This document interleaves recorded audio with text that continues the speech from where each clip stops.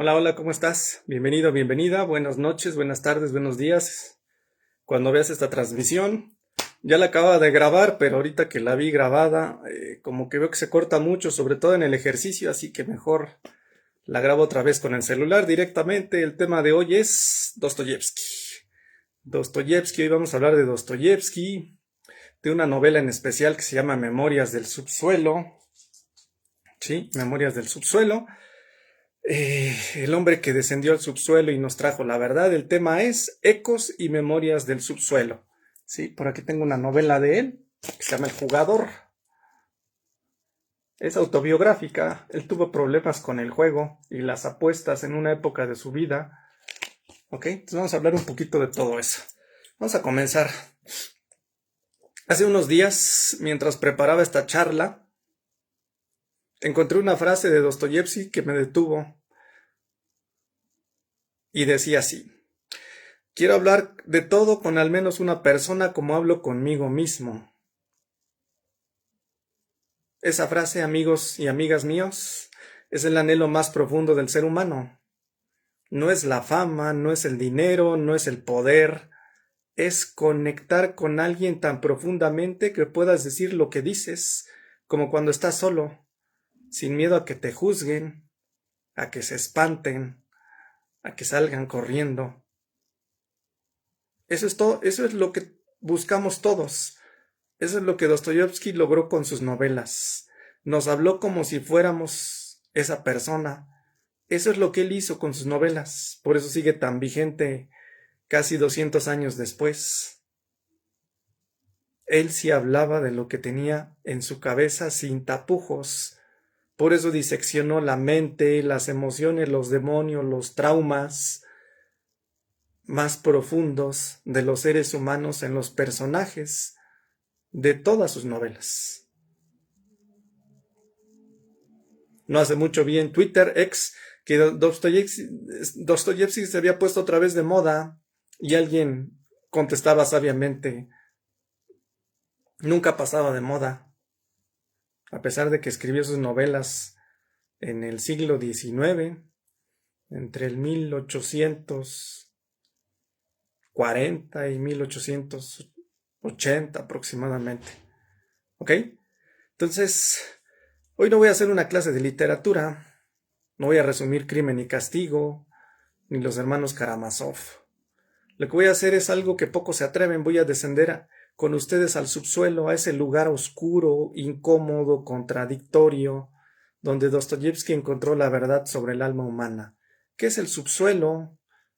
Bueno, el subsuelo en el planeta, pues es lo que está abajo del suelo, de la tierra. ¿Qué hay en el subsuelo?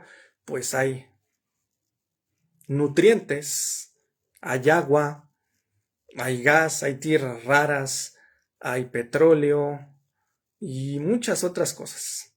Pero también hay muchas cosas desconocidas que hay en el subsuelo de los seres humanos. Pues está nuestra psique, nuestros demonios, nuestros traumas, nuestros neurosis, nuestros trastornos, nuestra sombra, aquellas cosas nada agradables que no nos gustan de nosotros. Vamos a conectar con eso, porque de eso se trata esta novela. Voy a hablar de la historia de Dostoyevsky, de la novela y de algunas otras cosas más interesantes. ¿De dónde proviene esta frase de quiero hablar de todo con al menos una persona como lo hago conmigo mismo? Viene de la novela El Idiota, donde un personaje se expresa así, comentándoselo al príncipe Mishkin. Quiero hablar de esas cosas que tengo en mi cabeza, no para sentirme mejor, para descansar. Así anda mucha gente en el mundo, con muchas cosas en su cabeza, que saben que si le contaran a su pareja, a su familia, a sus amigos, pues quizá no lo tomarían tan bien. Dostoyevsky no era psicólogo, pero entendió la mente humana como nadie. No fue un filósofo, pero sus preguntas siguen siendo las nuestras. No fue un santo, pero su fe en medio del abismo nos sigue sosteniendo. y todo empezó con el personaje del hombre del subsuelo. Vamos a hacer un poquito de contexto.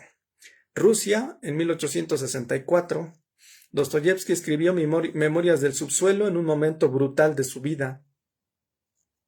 Su esposa estaba en su lecho de muerte, él estaba endeudado hasta el cuello y sufría de ataques de epilepsia. Toda esa angustia la narra en las novelas que escribió en esa época.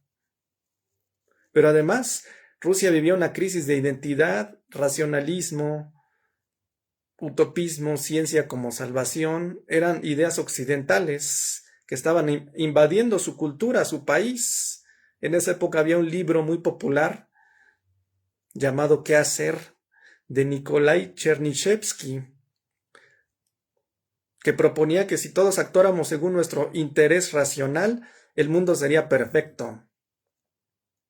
La humanidad podría ser feliz si aceptara que 2 más 2 es 4 y actuara en consecuencia. Dostoyevsky leyó ese libro y pensó, esto es una locura, el ser humano no es una ecuación. Y por eso se le ocurrió la novela de Memorias del subsuelo.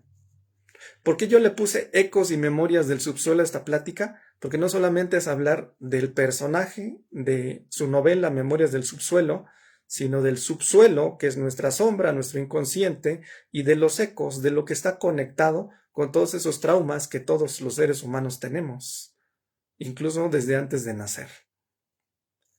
Él escribió esta novela como una patada en la mesa del optimismo racionalista.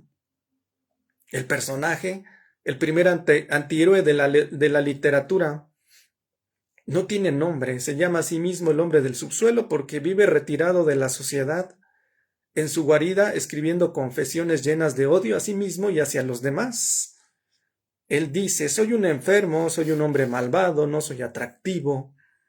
Este personaje es un exfuncionario público que se jubiló a los 40 años, con una herencia.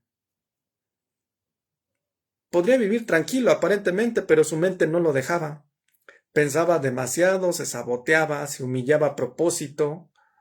Cuando quería vengarse de un oficial que lo insultó, planea durante meses un encuentro casual y cuando ocurre, él se hace a un lado, no porque tenga miedo, sino porque no sabe cómo actuar sin sufrir. ¿Cuántas personas son así?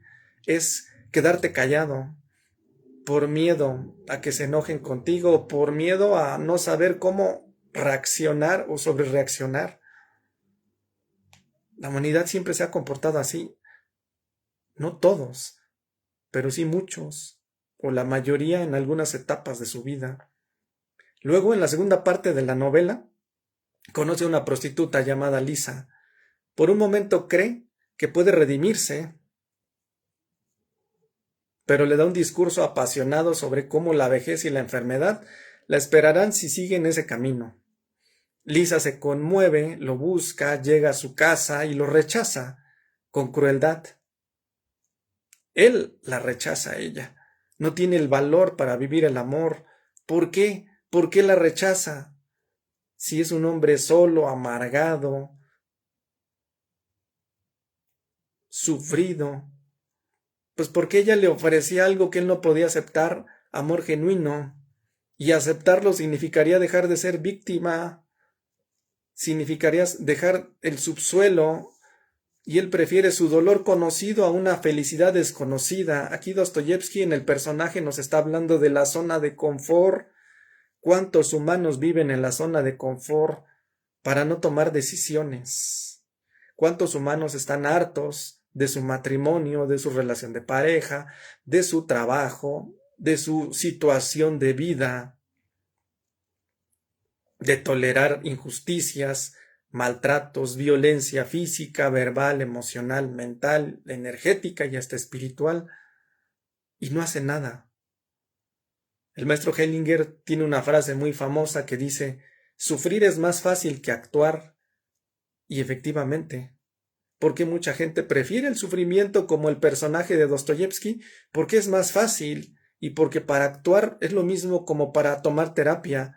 Tienes que tener valor, valentía, coraje, y eso no es algo que traes, esto es algo que generas dentro de ti, que deben de darse muchas circunstancias para que pueda pasar.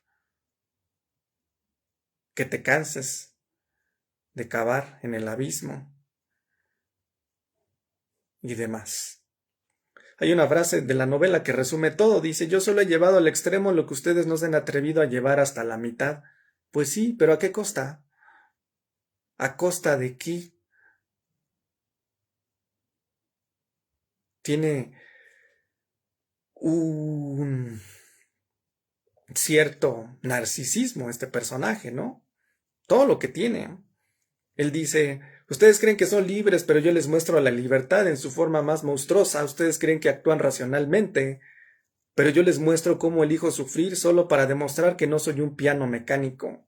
Yo soy ustedes, pero sin filtros. Pues en realidad sí tiene muchos filtros, porque todos los humanos tenemos muchos filtros. Él los llama filtros, ahora se le conocen como máscaras, ¿sí? La máscara que me pongo con mi pareja, la máscara que me pongo ante mis padres, la máscara que utilizo ante mis colegas o amigos, la máscara que me pongo cuando salgo a la calle con desconocidos, para quedar bien, para aparentar que estoy feliz, que soy una persona estable, que soy un adulto funcional. Ahora vamos a ver esto desde la parte arquetípica del tarot. Bueno, primero desde la parte de la neurociencia, lo neurocientífico. ¿Ok? ¿Se acuerdan que hablamos de la dopamina, la motivación, el cerebro moderno? El hombre del subsuelo sufre una enfermedad que él mismo diagnostica. Fíjense, se autodiagnostica. La hiperconciencia, dice. Un hombre excesivamente consciente sabe que es mejor no hacer nada, está convencido intelectualmente de que solo puede dañarse a sí mismo. Esto, amigos míos, amigas mías, es dopamina disfuncional en su estado más puro. ¿Recuerdan la dopamina basal?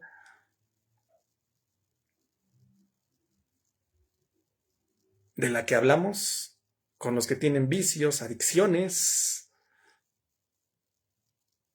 la que hay en todos los humanos, ahorita con la tecnología y redes sociales, el impacto en los niños, en los adolescentes, en los adultos, adultos mayores. El hombre del subsuelo tiene un nivel basal tan bajo que no puede moverse, piensa, planea, imagina, pero no actúa. No lo pudo hacer con el policía a pesar de que estuvo planeando ese encuentro por meses. Al último se echó para atrás, no tuvo el valor, no tuvo el coraje, no tuvo la valentía. Su molino gira a toda velocidad, pero no produce nada. Es el prototipo del hombre moderno, sobreinformado, sobrepensado, infravivido. Nietzsche lo entendió. Cuando leyó a Dostoyevsky dijo: es el único psicólogo del que tengo algo que aprender. ¿Por qué Dostoyevsky anticipó que la conciencia excesiva no es una virtud, sino una enfermedad? Y que el ser humano, a diferencia de lo que creía la Ilustración, no quiere ser feliz, a veces quiere sufrir. O más bien tenemos un cerebro que su naturaleza es la turbulencia. Quiere el caos. Quiere demostrar que tiene libre albedrío, aunque eso lo lleve a la autodestrucción. El hombre del subsuelo elige el dolor sobre la felicidad. ¿Por qué? Porque la felicidad sería entregarse a la razón y él prefiere seguir siendo humano, con toda su contradicción. Ahora vamos a verlo desde la parte arquetípica. Ya lo vimos desde la parte de la neurociencia o neurocientífica. Ahora va la arquetípica. ¿Ok? ¿Cuáles son los arcanos que habitan en el subsuelo del universo de Dostoyevsky, de su novela en específico? ¿Sí? Porque él, sin saberlo, estaba dibujando los arcanos en cada uno de sus personajes. ¿Cuántos personajes del tarot hay en este hombre del subsuelo? 1, 2, 3, 6 personajes. ¿Sí? El primero es el loco. Es el hombre del subsuelo que camina como el loco al borde del abismo, pero no avanza. Su locura es no poder dar el paso.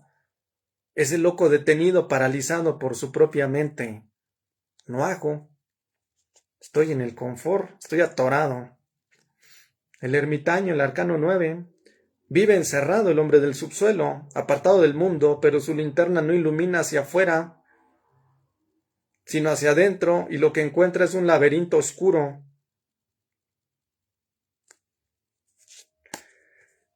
La rueda de la fortuna, arcano 10. Su vida es un ciclo repetitivo, humillación, resentimiento, autodesprecio, soledad. La rueda gira, pero él está atrapado en el mismo punto, que es el confort.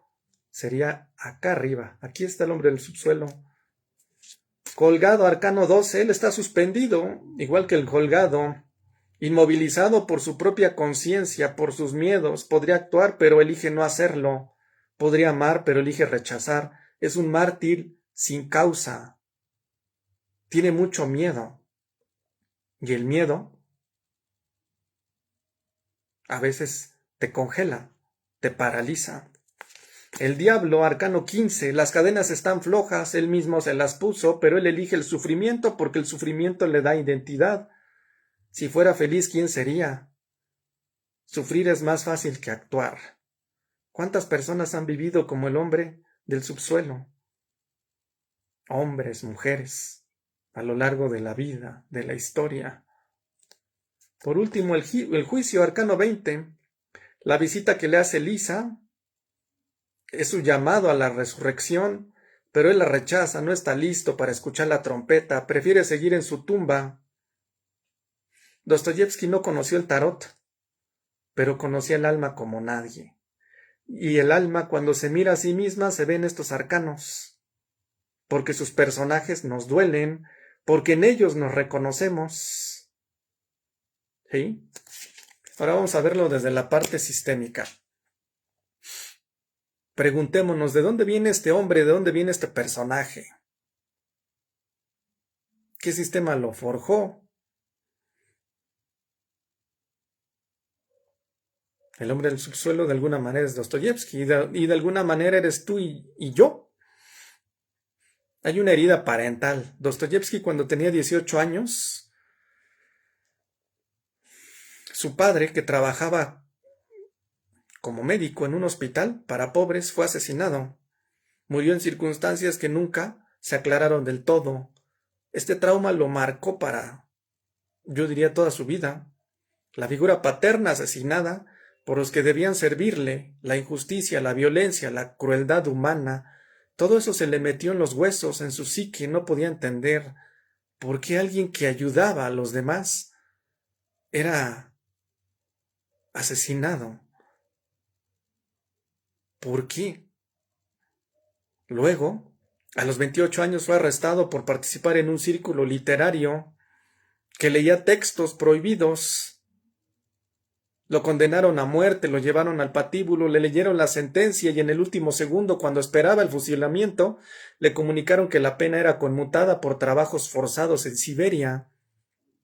Siberia es una región lejana de Rusia donde hace mucho frío y donde mandaban o castigaban a la gente en cárceles, en lugares muy inhóspitos y fríos. ¿Sí? Y eso fue antes de la Segunda Guerra Mundial o después de esa parte. Lo hacían desde antes. Este simulacro de simulamiento lo destruyó y lo reconstruyó. Imagínense, 4 años en una prisión siberiana rodeado de asesinos y criminales. Ahí aprendió que la bondad y la maldad no son categorías sociales, sino misterios individuales. El peor criminal podía tener un alma pura. El ciudadano ejemplar podía ser un monstruo. Ahí se dio cuenta que muchas personas estaban en prisión injustamente. Eso ha pasado desde siempre. Ahí se dio cuenta que los poderosos, ricos o los que tienen influencias no llegaban a la cárcel, no llegaban a la prisión. Ahí se dio cuenta que había personas poderosas que eran las que manipulaban a las masas o las que llegaban al poder o a la política, mandando a morir a gente inocente, sobre todo jóvenes. Ahí se dio cuenta que los aristócratas, los que tenían dinero, los que vivían bien y en la opulencia, estaban más corrompidos que las personas con las que él convivió durante 4 años. Dostoyevski nació en la Rusia zarista, pero vivió la irrupción de las ideas occidentales. Él vio cómo su país se debatía entre ser fiel a sus raíces ortodoxas o abrazar el racionalismo europeo. Y él eligió la raíz.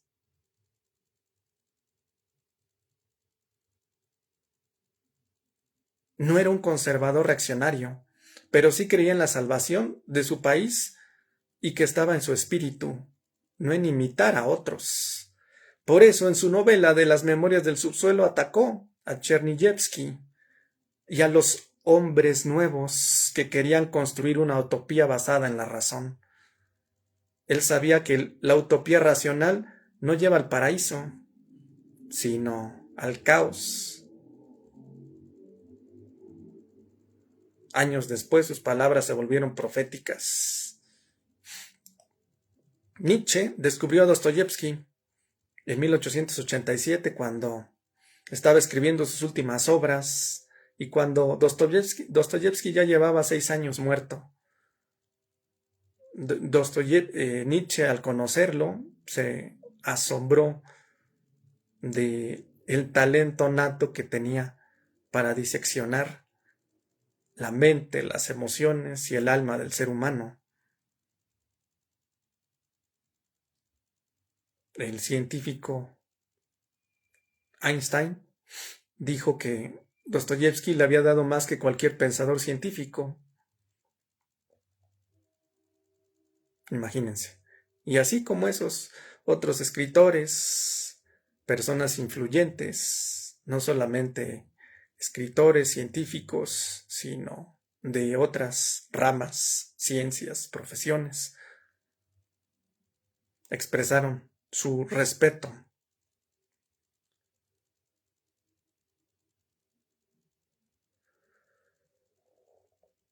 Por eso hizo esta novela Dostoyevski. ¿Sí? No fue tanto como ahora yo voy a hacer mi novela para debatir o contrarrestar la que había hecho Chernyshevsky, sino pues era lo que se vivía en esa época en su país y yo creo que era lo que había observado siempre que había estado sucediendo. Quizá era algo que había tenido siempre en su cabeza, pero era una semilla que estaba esperando para florecer y llegó en el momento justo para él, de acuerdo a todas las circunstancias que había vivido. Vamos a hacer un ejercicio sistémico que tiene que ver con esto. Y por eso repetí la charla, porque ahorita que la vi y que se supone iba a grabarse mejor, pues tuvo ahí algunas intermitencias durante el ejercicio y pues era, pues no lo más importante, pero pues dije, pues va de nuevo. ¿Ok? Entonces, vamos a hacer un ejercicio inspirado en el hombre del subsuelo, pero no para quedarnos allí, sino para descender, reconocer y luego emerger. Cierra por favor los ojos. Respira profundamente. Donde estés, descruza los brazos, las piernas, ponte cómodo, siente el peso de tu cabeza, de tus hombros. Quiero que imagines que estás bajando, que bajas por unas escaleras oscuras, que cada escalón te acerca más a un lugar que está dentro de ti, pero que casi nunca visitas. Es el lugar donde guardas lo que no muestras, tus contradicciones, tus fracasos, tus deseos vergonzosos, tu lado oscuro. Ese es tu subsuelo. No hay nadie más que tú, es tu sombra. Pero en la penumbra ves una figura, es tu propio yo, es la versión de ti que se sabotea o que te sabotea, que tiene miedo de salir, que prefiere el dolor conocido a la felicidad desconocida, que tiene miedo de tomar decisiones, de comunicarse de forma asertiva y eficaz, que tiene apego a su pareja, que tiene miedo a estar solo. Míralo, mírala, no lo juzgues. Él ha estado ahí por años, o quizá por siempre, protegiéndote de algo, porque al final, pues eso también nos protege, el miedo, el confort, de alguna manera nos protege. Hasta que lo hacemos consciente, lo honramos, lo agradecemos, nos despedimos de él y seguimos adelante. Ahora sin palabras, solo con la mirada reconócele y dile en silencio, repite conmigo, gracias por estar aquí, gracias por protegerme cuando no podía salir, pero ahora yo puedo más. Ahora yo voy a salir y quiero que salgas conmigo. Respira profundamente. ¿Cómo se sintió decir eso? Siente si él o ella se mueve, quizá da un paso hacia ti, quizá solo te mira. Dale tiempo. No lo fuerces.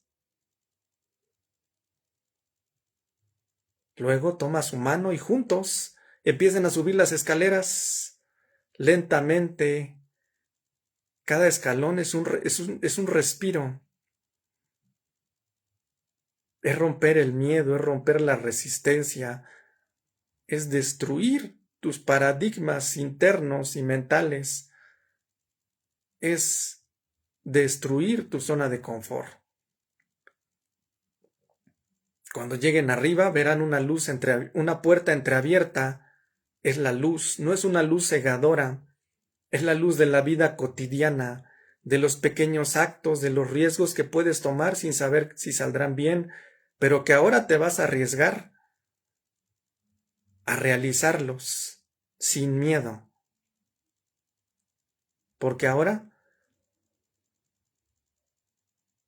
es más fácil actuar que sufrir. Atraviesa la puerta, deja que tu hombre o mujer del subsuelo se quede un paso atrás o a tu lado o donde tú elijas, pero tú ya no estás abajo. Salgan juntos, juntas, respira hondo, puedes abrir los ojos y continuamos. Hay un ejercicio similar a este que hago con el niño herido, que de hecho es muy parecido a uno que hacía Hellinger. Cuando bajas los escalones es como si bajaras a tu infancia o tu adolescencia. ¿De acuerdo? Muy bien.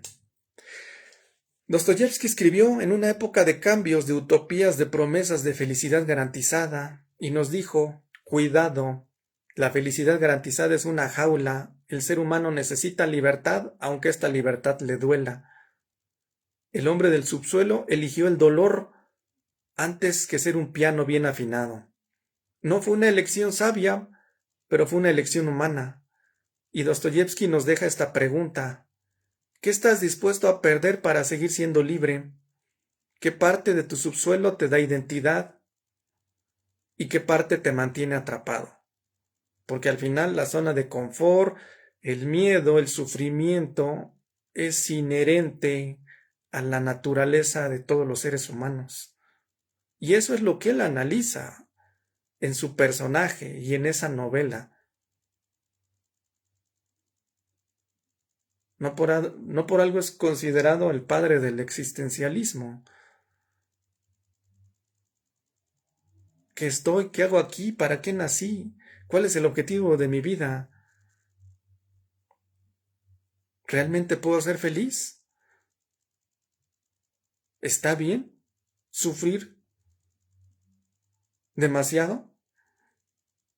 ¿Está bien quedarme en el confort? ¿Realmente tengo libre albedrío?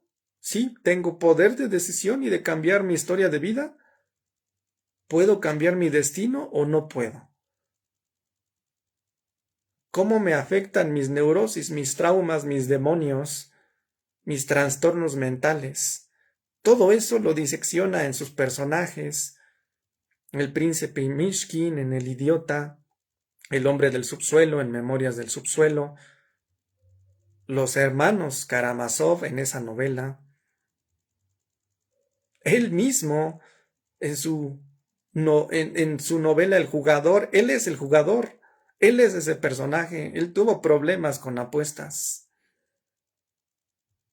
Yo creo que Dostoyevsky sigue siendo inmortal porque no nos da respuestas, nos da preguntas más profundas, nos las dio y nos las seguirá dando, porque como él mismo quería, nos habla como si nadie más nos hablara, o como nadie más habla, como habla consigo mismo. Si algo te llevas hoy, que sea esto. No tengas miedo de descender a tu subsuelo, pero no te quedes ahí. Baja, reconoce, honra y luego sube. Y lleva contigo esa parte tuya que necesita ser vista.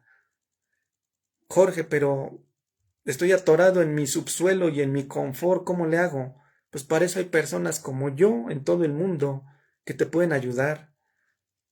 Acércate a un terapeuta, un psicoterapeuta, un psicólogo, un constelador, alguien que te pueda acompañar. Muchas veces uno solo no puede. Y quizás sí te puedes cansar de cavar en el hoyo, en el agujero, pero necesitas que alguien te ayude y te impulse para que puedas salir a la superficie y ver la luz del túnel como en el ejercicio. ¿Ok? La próxima semana hablaremos de Tarkovsky, el cineasta que filmaba el tiempo y el agua, porque hay un hilo invisible que une a estos dos genios rusos, y ese hilo también nos une a nosotros.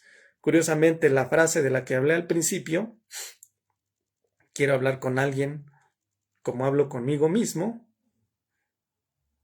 proviene de la novela El idiota.